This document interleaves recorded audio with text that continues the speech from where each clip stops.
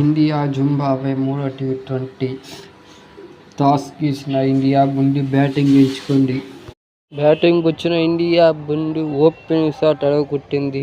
శుభ్మన్ గిల్, జైస్వాల్ బాగా రాణించారు. శుభ్మన్ గిల్ 49 బాల్కి 66 కొట్టాడు. ఇంకా జైస్వాల్ కూడా 36 కొట్టాడు. జింబాబ్వేలో ఇద్దరు ముగ్గురు తప్ప ఎవరు రాణించలేకపోయారు. ఇండియా బౌలింగ్కి చేతులెత్తేశారు. వచ్చినట్టు అవుట్ అయిపోయాడు. మొత్తం ఇండియా 182 కొడితే జింబాబ్వే 159 కొట్టి 6 వికెట్లు. 4వ టీ20 13వ తారీఖు జరగబోతోంది. ఇంకా 5వ టీ20 14వ తారీఖు జరగబోతోంది. సోనీ పోస్ట్ నెట్వర్క్లో సోనీ టన్4లో తెలుగు తమిళ కామెంటరీ.